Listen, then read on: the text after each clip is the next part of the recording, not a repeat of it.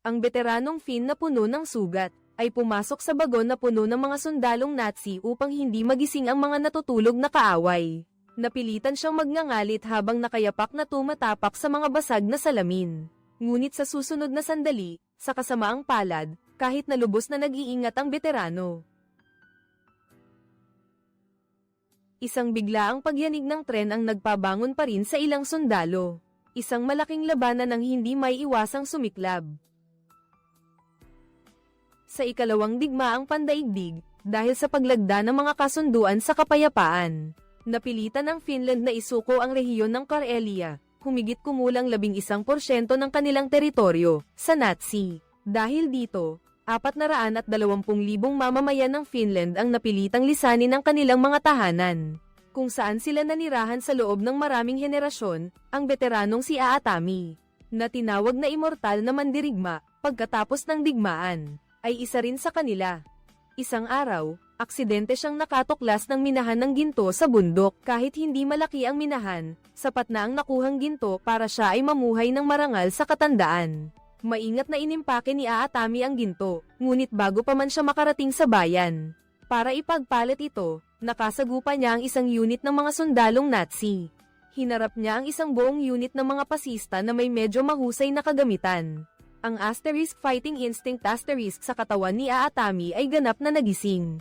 Kahit na mas marami ang kalaban, dahil sa matinding kagustuhang mabuhay at sa kanyang malawak na karanasan sa pakikipaglaban, gumanti siya sa iba't ibang malikhaing paraan. Sa huli, dahil sa Katanji tanging diwa ng asterisk sisu asterisk ng mga Finnish, tuluyan ng pinuksa ni Aatami ang pangkat ng mga Nazi na ito, at nakuha niya ang kanyang ginto. Hindi nagtagal, natapos ang World War II, agad na nagtungo si Aatami sa Nazi Germany. Nagmaneho siya kasama ang kanyang alagang aso papunta sa border checkpoint ng mga alyado. Pagkatapos nilang tingnan ang kanyang dokumento, pinayagan siyang makadaan. Sa wakas ay nakabalik si Aatami sa bahay na kahoy kung saan siya nanirahan kasama ang kanyang pamilya. Ngunit ngayon, lubos na nagbago ang lahat. Ang bahay na dating puno ng tawanan ay winasak ng digmaan, naging wasak at guho. Pagpasok sa bahay, hindi napigilan ni Aatami na haplasin ang mga kasangkapan na nababalutan ng alikabok. Bawat sulok dito ay naglalaman ng init at ng mga alaala ng kanyang nakaraan. Nang hawakan niya ang basag na litrato ng pamilya, hindi niya napigilan ang pagtulo ng kanyang luha. Ngunit gaano man kasakit, kailangan pa ring magpatuloy ang buhay. Sa ibang lugar, tinawag ng opisyal ng Nazi ang isang bilanggo na nakakulong. Iyon ay si dating kapitan ng mga Komandong Heldorf. Bagamat paulit-ulit siyang nagsagawa ng mga misyon sa likod ng linya ng kaaway, ngunit dahil sa sobrang kalupitan ng kanyang mga pamamaraan, siya ay ikinulong ng mga Nazi. Si Heldorf ay dating nag-utos sa kanyang mga tauhan na patayin ang daan-daang sibilyan, kabilang na ang asawa at 2 anak ni Aatami. Ginamit ninyo ang pala upang paghiwa-hiwalayan ang mga bangkay ng mga sibilyan sa maliliit na piraso. Ginawa namin iyon upang makatipid sa bala. Sinabi ng opisyal kay Heldorf nang walang pag-aatubili na nakasagupa siya ng taong hindi niya dapat ginulo. Dahil sa kanyang malupit na mga kilos, isang Finnish komando, para sa paghihiganti, ay pumatay ng higit sa 300 Nazi noong 10 oras na ang nakalipas. Pumasok ang taong iyon sa teritoryo ng Nazi. Hinimok ng opisyal si Heldorf na mabilis na linisin ang kaguluhang ito. Kung matagumpay niyang matatapos ito, makakauwi siya bilang isang mayaman. At syempre, agad na pumayag si Heldorf.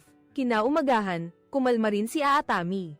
Una, minarkahan niya ang bahay na kahoy. Pagkatapos, ganap niyang binuwag ang bahay at isinakay sa truck. Kahit ang lumang kulungan ng aso ay hindi niya iniwan. Nagplano siyang humanap ng ligtas na lugar para muling magtayo ng bahay.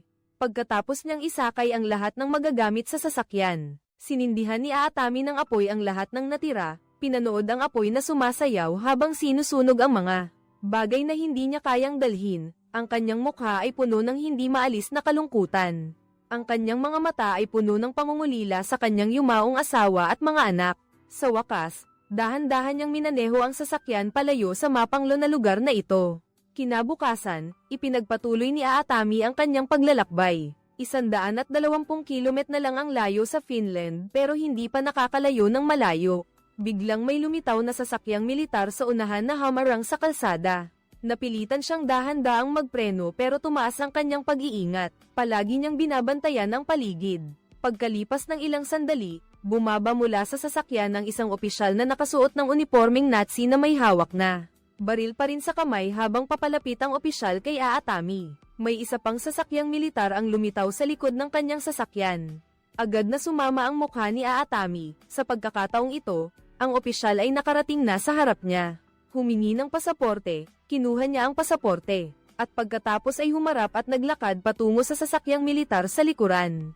Ibinigay ito kay Heldorf na nakaupo sa loob ng sasakyan. Kinuha ni Heldorf ang pasaporte at tiningnan ang lalaki. Talaga nga, siya ang target na kailangan niyang harapin. Mukhang namimiss na ng maalamat na taong ito ang kanyang tahanan. Pagkatapos, nagbigay ng senadorya si Heldorf sa kanyang mga tauhan. Isang sundalo ang agad na lumapit hawak ang isang bote ng Molotov cocktail. Sa harap mismo ni Aatami, ang mga sundalong nasa tabi niya ay nagbunat din ng kanilang mga armas at naghanda sa pag-ikot sa kanya. Ngunit hindi naman naghintay lang si Aatami na mamatay. Mabilis na nag-iisip ang kanyang isip para makahanap ng paraan para makatakas. Kaya nakatakas si Aatami sa pagkakabihag ni Heldorf, hindi naman nakakagulat. Tinulak niya ang bangkay na nakakapit sa windshield, habang inuutusan ang mga sundalo sa likod na sundan ng truck, at siya mismo ang nagmaneho para habulin sila. Habang tumatakas ay may isang sundalo ang sumakay sa kanyang sasakyan. Siniko ni Aatami ito hanggang sa mawalan ng malay, pagkatapos ay kinuha niya ang baril ng kalaban at sinuri ang bala. At kinuha ang bala mula sa kanyang bulsa para ihanda itong isalpak. Ngunit ang truck ng militar sa likod ay mahigpit na sumusunod. Kailangan ni Aatami na bantayan ang mga humahabol na sundalo habang nagmamaneho. Hindi niya magawang gawin yun ngayon dahil ang natutulog na sundalo ay unti-unting nagigising. Si Aatami ay naglagay ng bala sa magazine nito sa ilalim ng banta ng kamatayan. Ang sundalo ay napilitang sumunod at nagkarga ng bala para sa kanya. Pagkatapos ay nagmaneho si Aatami ng truck ng mabilis sa kalsada. Ang buhangin ay nagiging alikabok na bumabalot sa langit. Si Heldorf na humahabol sa likuran ay natakpan ng alikabok. Hindi makakita ng kahit ano bago pa man makarik. Biglang nagpreno ang truck ni Aatami at huminto. Unti-unting nawala ang alikabok. Nakita ni Heldorf ang tanawin sa harap niya. Nagdilim ang mukha ni Aatami. Siya pa ang kusang huminto. Maaaring may patibong sa sitwasyong ito. Sigaw ni Heldorf sa mga tauhan niya, "Huwag kayong kumilos ng padalos-dalos." Sa susunod na segundo, ibinaba ang sundalong nagkakarga ng bala mula sa sasakyan. Ngunit agad siyang binaril ng sarili niyang mga kasamahan, hanggang sa maging butas-butas. Pagkatapos nito, hindi na bumaba pa si Aatami. Binaril niya at madaling natapos ang tatlong sundalong humahabol. Pagkatapos, itinutok niya ang baril kay Heldorf, ngunit hindi pinatay ni Aatami ang kalaban. Pagkatapos ng ilang sandaling pagtitig kay Heldorf, bumalik siya sa sarili niyang sasakyan. Hindi nagtagal, isang grupo ng mga kawal na nagmomotorsiklo ang nagmamadaling dumating. Sa oras na iyon, natapos na ni Heldorf ang pag-aayos ng sasakyan at agad niyang pinangunahan ang mga sundalong ito upang habulin si Aatami sa direksyong pinanggalingan niya. Kahit na nakalayo na ng kaunti si Aatami, dahil puno ng kahoy ang truck, mabagal ang takbo nito. Hindi nagtagal ay naabutan na sila ng mga kawal na nagmomotorsiklo. Galit na pinatunog ni Heldorf ang busina upang pabilisin ang mga motorsiklo. At hindi nagtagal, nakita na ni Aatami ang mga humahabol na sundalo. Sa pamamagitan ng rearview mirror, patuloy siyang nagmamasid sa paligid habang naghihintay ng tamang pagkakataon upang kumilos. Patuloy na inaayos ni Aatami ang direksyon ng truck. Hindi siya pinalad na tumaob agad ang sasakyan, ngunit hindi pa rin siya ligtas sa panganib. Dahil ang truck na puno ng karga ay isang kritikal na kahinaan sa bilis. Ang pagtakas sa mga humahabol na motorsiklo ay imposible. Sa sandaling iyon, muling tumingin si Aatami sa rearview mirror. Nakita niya ang isang motorsiklo na biglang bumagsak. Agad siyang nag-ingat, at tama nga, mayroong sumakay sa likod ng truck. Nang marinig niya ang ingay sa itaas, agad na kumilos si Aatami, tumayo, at umiwas sa putok. Pagkatapos ay mariin niyang inapakan ang preno. Sinusubukang gamitin ang sitwasyon upang ihagis pababa ang sundalo. Ngayon, ang kalaban ay mahigpit na kumapit sa unahan ng sasakyan at ayaw bumitaw. Nang makita ito ni Aatami, mariin niyang inikat ang manibela pabalik-balik. Sa wakas ay naibagsak niya ang lalaking ito sa lupa, ngunit si Heldorf na nasa likuran ay hindi nakapagpreno sa oras. At bumangga mismo sa kanyang tauhan. Dahil dito, Siya ay labis na nagalit at lalong naging mabangis ang kanyang mukha. Hindi nagtagal, may isa pang sundalo ang humabol. Inilabas niya ang kanyang baril at nagtangkang pilitin ang truck na huminto. Ngunit nauna nang nahulaan ni Aatami ang kanyang gagawin. Mariin niyang inikot ang manibela at binangga ang sasakyan sa gilid ng kalsada. Ginamit ang pagsabog ng sasakyan para direktang harapin ang kalabang ito. Ang dalawang natitirang sundalo ay nagpabilis, isa ay tumalon sa bubong ng truck. Ang isa pa ay nagbigay ng suporta sa gilid. Ang atensyon ni Aatami ay naaga ng kalaban sa gilid. Bilang resulta, siya ay matagumpay na inatake ng sundalo sa bubong ng sasakyan. Ngunit hindi lang siya hindi nahulog, kundi nakapag-ikot din at nakuha ang sandata ng kalaban. Pagkatapos ay nagbigay siya ng granada bilang kapalit. Ang sundalong direktang sumabog ay tuluyan ng nawala. Ngayon si Aatami ay malaya ng harapin ang sundalo. Sa wakas, kumuha siya ng kadena at mahigpit na ibinalot sa leeg ng kalaban. Pagkatapos hilahin siya palabas ng sasakyan, nagpatuloy sa pagmamaneho ang truck. Habang humihigpit ang kadena, sa huli ay may narinig na kaluskos. Ang sundalo ay naputol ang kamay dahil sa paghila ng kadena, nang makita niyang muli naubos ang lahat ng kanyang mga tauhan. Si Heldorf ay namula sa galit, tinapakan niya ang gas at sumugod pasulong. Malakas niyang ibinato ang bote ng gasolina sa truck. Ang mga kahoy na naglalaman ng alaala ng pamilya ni Aatami ay agad na nagliyab ng malakas. Nang makita niya ito, nag-aapoy sa galit ang mga mata ni Aatami. Ibinato niya ang bangkay na may pampasabog diretso sa sasakyan ni Heldorf. Pagkatapos, mariing ibinaling ni Aatami ang manibela sa kanan, at ang truck ay sumalpok sa mga palumpong sa gilid ng kalsada, sinamantala ang pagkiskes ng mga dahon. Upang sa wakas ay mapatay ang apoy sa sasakyan. Ngunit hindi inasahan ni Aatami na si Heldorf ay hindi pala namatay sa pagsabog kanina. Agad siyang tumawag para humingi ng tulong, nanumpa na sa anumang paraan ay kailangan niyang lipulin si Aatami. Sa oras na iyon, nakarating na si Aatami sa isang medyo ligtas na lugar. Bumaba siya sa sasakyan at gumamit ng basang tela upang patayin ang huling mga nagbabagang baga. Pagkatapos, pinainom niya ng kaunting tubig ang asong gutom na gutom. Pagkatapos ay nagdagdag pa ng tubig sa tangke ng tubig ng truck.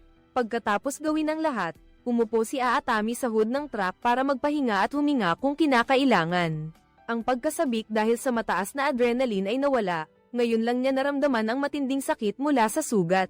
Ngunit sa kasalukuyan, wala siyang kahit isang piraso ng bendahe sa tabi niya.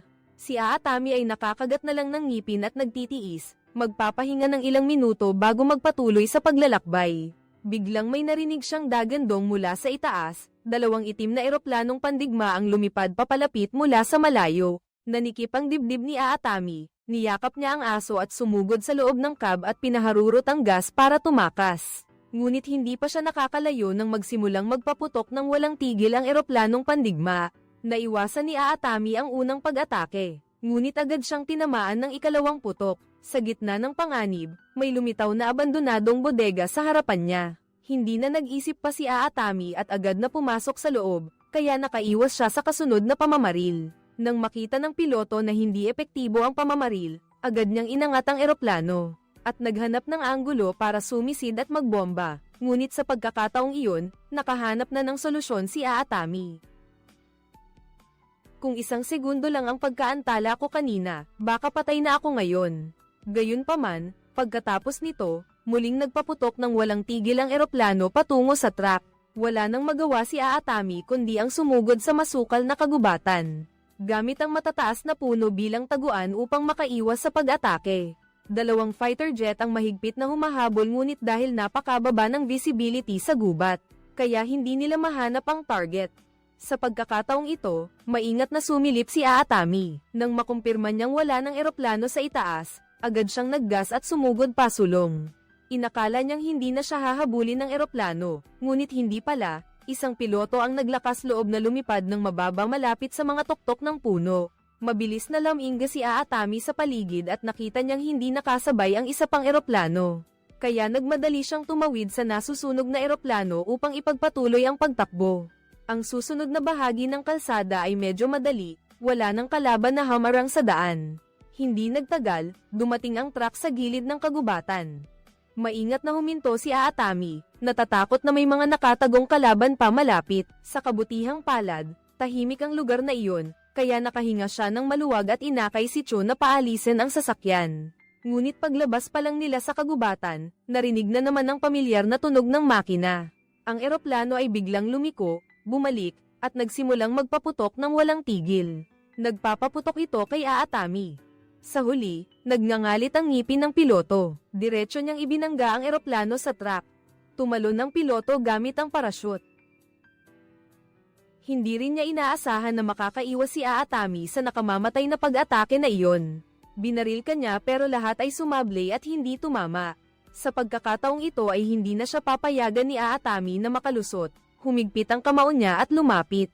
Ngunit ang piloto ay hindi lang hindi nataranta, kundi ngumiti pa ng kakaiba. Mabilis na lumingon si Aatami at nakita ang isang bomber na mabilis na papalapit.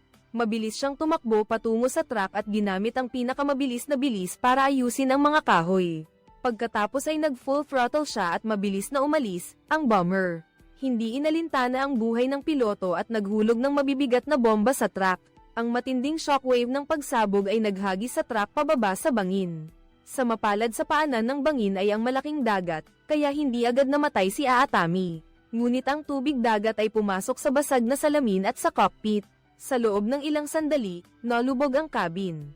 Hinawakan ni Aatami ang aso, tinadyakan ng pinto ng sasakyan, at nagpumilit na lumangoy sa ibabaw ng tubig. Ngunit nang makita niya ang mga kahoy na naglalaman ng alaala ng pamilya, matatag siyang nagpasyang bumalik at ginamit ang lahat ng lakas para kalasin ang lubod na nakatali sa mga kahoy. Pagkatapos, lumutang din sa ibabaw ng tubig ang mga kahoy, at kasabay ng agos ay lumutang din ang gusot na litrato ng pamilya. Nahirapan si Aatami na abutin ito, ngunit paunti ng paunti ang oxygen sa kanyang baga. Sa huli, hindi na niya kinaya at dahan-daang lumubog sa ilalim ng dagat. Ngunit bago siya nawalan ng malay, nakahawak pa rin siya ng mahigpit sa isang troso. Sa huli, ang troso ang nagdala sa kanya sa ibabaw ng tubig. Isang oras pagkatapos ay dumating si Heldorf kasama ang mga sundalo para kunin ang bangkay ni Aatami. Pagkatapos ng halos kalahating araw na paghahanap, hindi lang bangkay, pati ang hangbuhok ay hindi nila nahanap. Agad na napagtanto ni Heldorf na baka buhay pa ang kabilang panig. Sa oras na iyon, ginawa na ni Aatami ang mga mahahalagang troso na iyon na isang maliit na bolsa. Tiyak na siya at ang aso ay inanod kasama ng agos. Patuloy na naglalayag patungo sa Finland, nang malapit nang dumating ang bolsa sa pampang. Sumulyap siya sa pampang at nakakita ng isang tangke na nakaparada. Nagliwanag ang mga mata ni Aatami at nagmadaling umakyat sa pampang para halughugin ang lahat ng magagamit pa sa tangke. Mayroon pa ring hindi kakaunting high explosive sa loob. Pagkatapos niyang ayusin ang mga gamit, ipinagpatuloy ni Aatami ang pagmamaneho ng tangke sa daan na matagal nang inihanda ni Heldorfer para hulihin siya. Sa daan na kailangan niyang daanan, hindi alam kung gaano na siya katagal naghihintay. Biglang may narinig siyang kakaibang ingay sa kanyang tainga, kaya't itinaas ng mga nakatagong sundalong elite ang kanilang mga baril. Hindi rin napigilan ni Heldorfer ang kanyang pagka-excite at tumayo para masaksihan mismo ang pagkamatay ni Aatami, ngunit, mula sa malayo ay isang kakaibang itsurang tangke ang papalapit. Ang katawan ng sasakyan ay puno ng kahoy at ang tambucho ay nagbubuga ng mahabang, makapal na asol na usok. Agad siyang kumuha ng binocular at nakita si Aatami sa loob ng tangke. Nag-alala siya kung saan nakuha ng taong iyon ang tangkeng ito. Nag-isip si Uncle Doy na si Aatami ang nagpasimula ng misteryosong pagsabog sa tangke. Pagkatapos ay pinaharurot niya ang makina at sumulong. Nang makita ito ng mga sundalo, agad silang bumaril ngunit hindi man lang nagasgasan ang tangke. Kahit kaunti, at si Aatami sa loob ng tangke ay hindi rin nagpapahinga. Humigop siya ng malaking lagok ng gasolina at ibinuga ito sa tubo ng makina. Napatunayan na matagal na niyang hulaan na haharangin siya ni Heldorf dito. Sinubukan nilang ikabit ang bomba sa likod ng tangke, gustong nilang gamitin ito para direktang makalusot sa linya ng depensa. Ngunit hindi rin naging maganda ang epekto ng planong ito. Dahil dito, nagulat si Heldorf at ang kanyang mga tauhan. Hindi nila alam kung ano pa ang itinatago ng kalaban. Walang sino man ang naglakas loob na sumugod. Ginamit ni Aatami ang huling lakas niya para gumapang palabas ng tangke.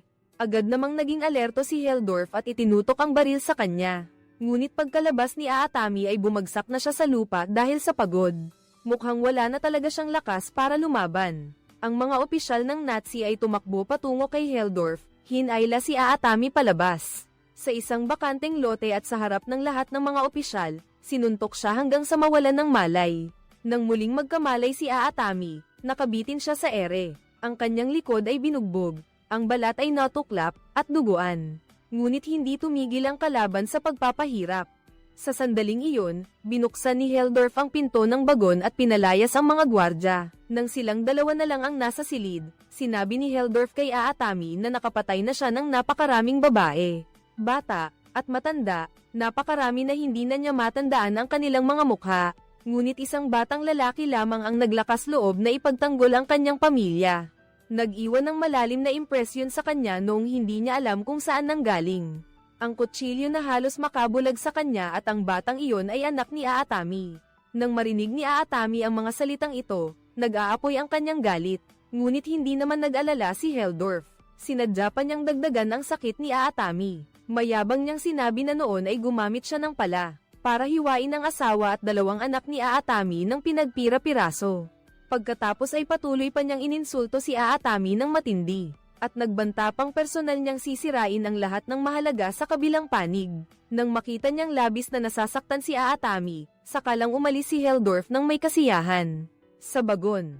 Hindi nagtagal, umalis na ang tren na kinalulugaran ni Aatami. Sinamantala niya na walang nagbabantay sa paligid, at nagpumiglas siya ng buong tapang. Ginamit niya ang lahat ng kanyang lakas para hilahin pababa ang sarili niya, hindi alintana ang duguan niyang sugat. Hindi inaasahan, nagawa ni Aatami na mapunit ang kadena gamit ang kanyang mga kamay. Narinig ng mga gwardya sa labas ang ingay sa loob ng bagon, at mabilis nilang binuksan ang maliit na bintana para tingnan. Natuklasan nilang nakawala na si Aatami sa pagkakagapos. Hindi man lang naglakas loob pumasok agad ang dalawang sundalo dahil masyadong nakakatakot ang reputasyon niya. Nag-uunahan ang dalawang sundalo, walang gustong mauna. Sa huli, naglaro sila ng bato-bato pick para magdesisyon, sinamantala ang maikling sandaling iyon. Kinuha ni Aatami ang nakatagong maliit na kutsilyo sa sahig. Nakatingin ng matalim sa kabilang pinto, sa wakas ay nagbato-bato pick na rin ang dalawang gwardya. Nang matapos, nanginginig na binuksan ng kalbong sundalo ang pinto at humakbang pasulong hawak ang baril. Sa susunod na segundo, isang nakaririmarim na sigaw ang umalingaw-ngaw sa loob ng silid. Nagulat at natakot ang gwardyang nasa labas ng pinto, at bago pa siya makabawi, biglang may kumatok sa pinto. Naghigpit siya ng bagang at binuksan ang maliit na bintana. Nakita niya ang kalbong lalaki na tumango sa kanya. Pagkatapos, nanginginig niyang binuksan ang pinto, at ang nakita niya ay ang malamig na bangkay ng kalbong lalaki. Ang sundalo ay natakot at nagmadaling tumalon sa tren para tumakas. Samantala, si Aatami ay naghahanda na upang simulan ang kanyang madugong paghihiganti. Sa oras na ito, ang bagon kung saan nakakulong ang matanda ay nasa dulo ng tren. Ngunit si Heldorf ay nasa unang bagon, kaya kailangan niyang dumaan sa ilang mga bagon na puno ng mga sundalo. Kaya kumuha si Aatami ng isang pickaxe at mahinahon na umakyat sa bubong ng tren. Palihim siyang pumasok sa silid pahingahan ng mga sundalo at nakita niyang lahat sila ay mahimbing na natutulog. Naglakad siya ng nakayapak sa sahig, maingat na iniiwasan ang mga kamay at mga paa na nakausli, at nang halos makalabas na siya sa bagon, biglang may sundalong nakabangga sa kanya. Sinamantala niya ang pagkakataong hindi pa nakadilat ang kausap at nagmadaling lumipat sa susunod na bagon. Ngunit ang kabilang bagon ay kwarto pa rin ng pahingahan at muli siyang nakasalubong ng isang sundalong gising at papunta sa banyo. Sa oras na iyon, ang pag-alog ng tren ay nagising sa maraming tao. Hindi nagdalawang isip si Aatami at mabilis na tumakbo palabas ng bagon. Bago umalis, ibinalik niya ang kanyang kutsilyo, at ginamit pa ang isang pin para harangan ang pinto, ngunit ang susunod na bagon ay puno ng mga sundalong may kumpletong armas. Matatag na umakyat si Aatami sa bubong ng tren, nagbabalak umikot mula sa itaas. Hindi niya inaasahan na biglang may harang na hamarang sa harapan. Nahulog siya sa loob ng bagon bago pa man makareact ang mga sundalo. Nauna nang pumilo si Aatami, nakita niyang nagsisimula ng gumanti ang mga kalaban. Dali-dali siyang sumilong sa likod ng isang bangkay para umiwas sa bala.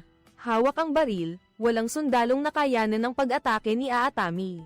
Mabilis na umalingaw-ngaw ang matinding putukan patungo kay Heldorfer. Naningkit ang kilay niya habang tumatayo para tingnan, ngunit hindi alam ni Heldorfer na tinatamasa ni Aatami ang paghihiganti. Nang itulak niya ang pinto ng bagon ay nakita niyang ang kasunod na bagon ay puno na ng putok at usok. Malinaw na nagaganap ang matinding labanan, alam ni Helldorfer na nakatakas na si Aatami. Ngunit hindi niya tinawag ang mga tao para lumaban, bagkus ay direktang pinutol niya ang kasunod na bagon. Kaya nang matapos na ni Aatami ang huling kalaban, nakita niya ang bagon ni Helldorfer na papalayo ng papalayo. Hindi talaga papayagan ni Aatami ang kalaban, sa sandaling iyon ay may nakita siyang may takip na bagay sa tabi niya. Kaya hinailan niya ang takip at hindi niya inaasahan na ito ay isang missile. Sa kabilang banda ay nakabalik na si Helldorf sa kanyang bagon. Hinampes niya at tinaga ang leeg ng opisyal sa tabi niya. Sa simula, inakala pa ng iba na nasamid lang ang opisyal. Hanggang sa bumagsak ito sa mesa, saka pa lang sila nag-react. Alam nilang may nangyayari, pero hindi na sila binigyan ni Helldorf ng oras para mag-react. Binunot niya ang baril at pinaputukan ng 3 beses. Kanina pa pala humihingi ng bayad si Helldorf sa commander. Ngunit malinaw na ayaw ng kabilang panig na tuparin ang pangako. Ito ang lubos na nagpagalit kay Helldorf hanggang ngayon. Ang commander ay natakot at nanginginig. Nang makita niyang hindi kumilos si Helldorf, mabilis niyang binuksan ang malita sa tabi ng mesa. Nais niyang gamitin ang perang nasa loob para ipagpalit sa kanyang buhay. Kasabay nito, ang mga sundalo ay hinarang ng ibon. Sa wakas ay nakalabas din sila sa pinto. Maingat silang naghanap gamit ang kanilang mga baril. Ngunit sa susunod na segundo, biglang na-activate ang missile sa kanilang harapan. Sa oras na ito, si Choa, na abala sa pagbibilang ng pera, ay hindi napansin na tahimik na papalapit ang kamatayan. Ilang segundo lang ang lumipas, si Aatami ay nakasakay sa missile at sumalpok sa pinto ng bagon. Pagkatapos ay sumugod siya diretso kay Helldorf bago pa man ito nakareact. Sa simula, nagpapalitan lang sila ng suntok, ngunit dahil puno ng sugat si Aatami habang si Helldorf ay malakas at malusog. Kaya pagkatapos ng ilang saglit, unti-unting nakalamang si Helldorf. Ilang beses siyang sinuntok kaya si Aatami ay nahilo at nawalan ng malay. Ayaw nang magkaabala ni Helldorf kaya kinuha niya ang ball ng pera at naglakad ng pilay patungo sa pinto. Ngunit pagkalakad niya ng 2 hakbang, nagising si Aatami at mahigpit na hinawakan ang kanyang bukong-bukong. Muli silang naglaban, bawat atake ni Aatami ay parang desperado, na para bang gusto niyang sirain ang kalaban sa lugar na iyon. Naglaban sila mula sa unahan ng bagon hanggang sa loob ng kusina, hanggang sa hinampes ni Helldorf ng bakal ang ulo ni Aatami ng paulit-ulit. Ngunit kahit sugatan siya sa katawan ay hindi siya nagbabalak umatras. Ayaw na ayaw ni Helldorf sa katigasan ng ulo ng kalaban. Kaya't inihampas niya ang pala at pinalipad si Aatami at nang ininsulto siya ni Aatami ng galit. Bigla siyang umubo ng isang tornilyo. Ang tornilyong ito ay ang bahagi na susi para ayusin ang posisyon ng missile. Sa susunod na segundo, muling nagbuga ng apoy ang buntot ng missile. Ang nakakasilaw na apoy, matagumpay na nakalabas si Aatami sa bagon. Si Helldorf ay nataranta at tumakbo papasok sa bagon. At nakita niyang muli na hindi sumabog ang bomba. Inakala ni Helldorf na nailigtas niya ang kanyang buhay, ngunit habang siya ay humihinga ng maluwag. Sa wakas ay nagtapos na ang isang madugong paghihiganti. Sa pagsikat ng araw, isang tren na may kargang kahoy ang dahan-daang pumasok sa istasyon ng tren sa Finland. Biglang umalingaw-ngaw ang alarma sa hangganan. Ang mga sundalong Finnish na nagbabantay ay automatikong nagtaas ng kanilang mga rifle bilang babala. Ngunit nang lumapit sila upang suriin, isang matandang lalaki lamang na malubhang nasugatan ang nasa bagon. Siya ang alamatang mandirigmang immortal na si Aatami. Pinaghirapan niyang kunin ang pasaporte mula sa kanyang dibdib, nakita ng opisyal ang pangalan sa pasaporte. Agad siyang nagpakita ng paggalang at formal na nagbigay ng pagbati ayon sa seremonya ng militar. Pagkatapos ng lahat ng paghihirap, si Aatami ay nakabalik na sa kanyang minamahal na bayan. Ilang buwan ang lumipas, halos gumaling na ang sugat ni Aatami. Nang araw na iyon, biglang tumakbo palabas ang aso at tumahol ng malakas. Tumingala si Aatami at nakakita ng isang grupo ng mga tao na may dalang kagamitan. Papalapit sa kanila, kaya agad niyang hinawakan ng palakol bilang pag-iingat. Ngunit ang kabilang panig ay walang intensyong manakit. Ipinaliwanag ng lalaking namumuno na sila ay narito upang tumulong sa muling pagtatayo ng bahay. Agad na lumuwag ang tensyon sa katawan ni Aatami. Hindi napigil ang tumulo ang kanyang mga luha sa sandaling iyon. Doon na tunay na naunawaan ni Aatami na nakauwi na talaga siya. Dito na talaga nagtatapos ang kwento. Nagustuhan nyo ba? Huwag kalimutang mag-like at mag-subscribe para suportahan ang mga mahilig sa pelikula. Salamat sa inyong pagsubaybay. Paalam at kita-kits muli.